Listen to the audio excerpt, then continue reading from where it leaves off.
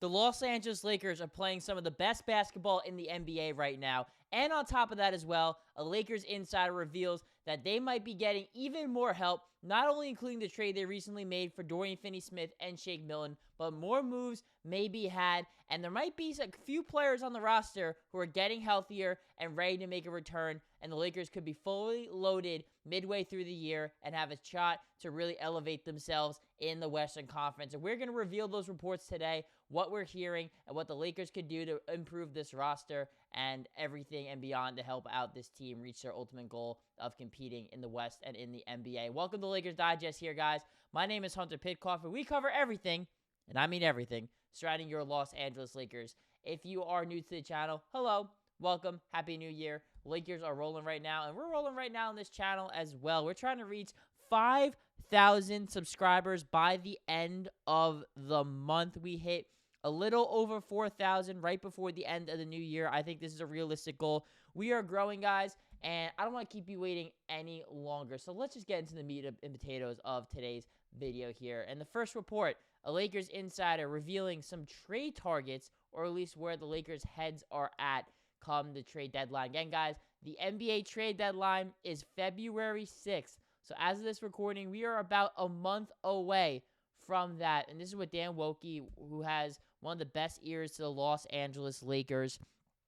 He is a Lakers reporter for the LA Times. This is what he had to say. He said that there have been some early season consensus that the Lakers would be aggressive in their pursuit of a center to either play with Anthony Davis or behind him, but the Finney-Smith acquisition makes that seem unlikely. Long link to a player like Washington's Valanciunas, a trade target for this team in free agency, which they've tried to get him in free agency. It's become clear the Lakers' needs to get bigger aren't as important to them as their desires to get faster, more athletic, and more dynamic. And that obviously does make a whole lot of sense what Dan Woke is saying, because look at the trade that the Lakers made. They gave up 3 second-round picks and D'Angelo Russell, who was a good player for this team, and an expiring asset with his expiring contract, I should say, as well, and a young prospect in Maxwell Lewis to get Dorian Finney-Smith.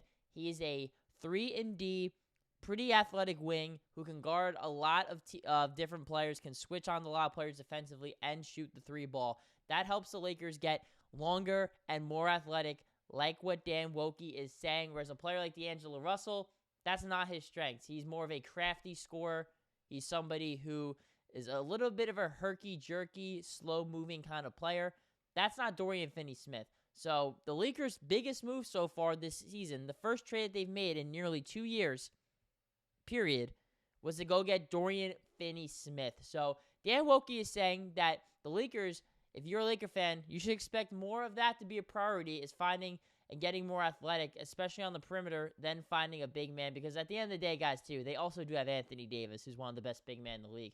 Their backup center only has to be so good, especially that Anthony Davis is healthy. You just have to be able to get by the ship. And it also might show you, too, that they feel a lot more confident in Jackson Hayes and Christian Koloko than maybe we give this team credit for. But the news does not end there, guys, because Dan Woke dropped a whole lot of information over these last couple of days, and he is saying patience is a virtue for the Los Angeles Lakers. So not only does he tell us, again, with this report right here, that, let me show you guys one more time, that they're looking to prioritize getting faster, more athletic, and more dynamic, but after trading for Finney-Smith and Shake Milton, which arguably does do that for this Lakers team, he also says this as well. He says, quote, instead of rushing into a deal for a backup big like we just talked about, the Lakers do have a real desire to see what their second unit looks like once Jared Vanderbilt and Gabe Vincent are on the court together, something that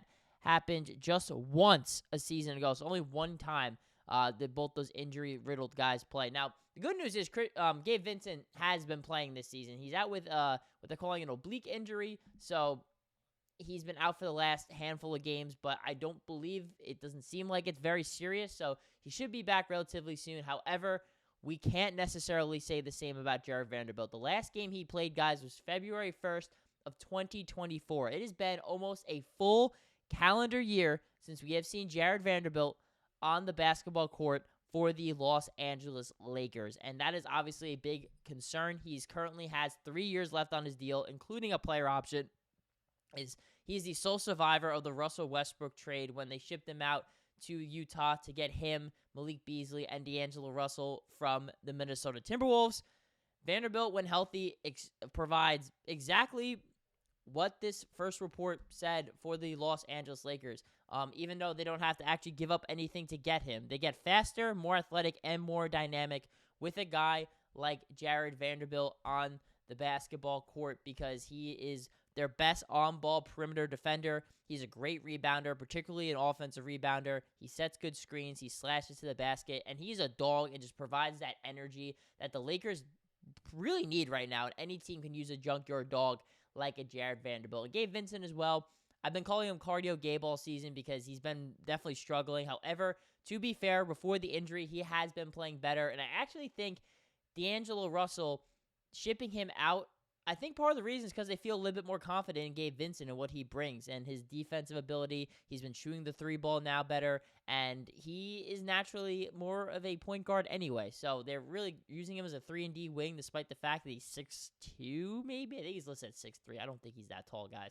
But, you know, a smaller guard who can play good defense and shoot the 3. But he's not bad with the ball in his hands either. So perhaps he will have more of a natural transition with D'Angelo Russell now out of the lineup. And again, we don't know exactly when he's going to be back. He missed the game against the Houston Rockets. However, what we do know is that one more little tidbit here, guys, I guess, you know, regarding Jared Vanderbilt. And is he possibly getting ready for a return? Because this is what JJ Redick said on Sunday regarding Jared Vanderbilt here. He said that that Vanderbilt's knee issue has dissipated, has gone down, and he's ramping up for return to play. Said the progress is real. So he keeping it real, JJ Redick, that Vanderbilt is on his way back. Now, the reports were is that he'd be back sometime this month in January. We do not know that 100% for a fact, though. But the fact that JJ Redick says that his knee is swelling down. I mean, I also talk about the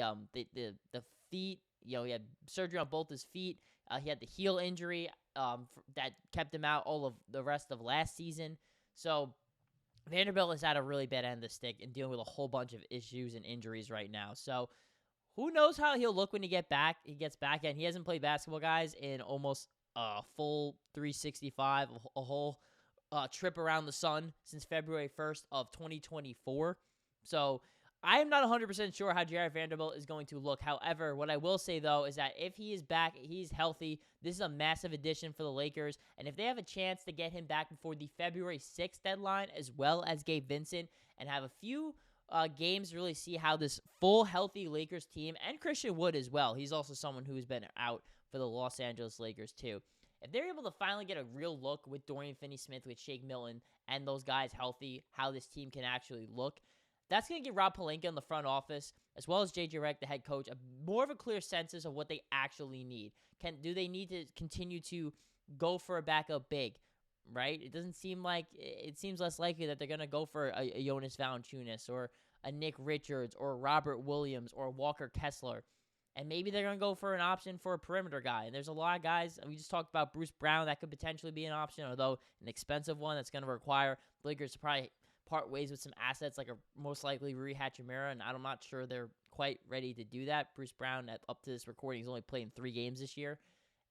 And on top of that as well, it could be a Colin Sexton. Maybe they go more for another wing, like a Dorian Finney-Smith. I'm not 100% sure. But guys, let me know down below in the comments, what do you think about all of these rumors, right? Should the Lakers be prioritizing more perimeter, athletic, dynamic players over a backup big for Anthony Davis? Do you think Jared Vanderbilt's going to come back anytime soon? And if so, how is he going to look, and how is he going to impact the Lakers and their implications moving forward at the trade deadline? And guys, I'm going to just say it one more time as well. We're trying to reach 5,000 subscribers, guys, and we're a quarter of the way there, almost halfway there. I think we can get there. I'm very confident we can do it before the end of the month. So that's our goal here. 5,000 of you guys subscribe. We always appreciate the love and support. But if you want to reach that platinum status, say you're on this bandwagon first before anybody else was, click that subscribe button right now. And I promise you guys, we're going to give you everything surrounding your Los Angeles Lakers here. Rumors, reports, and game coverage, all here on Lakers Digest.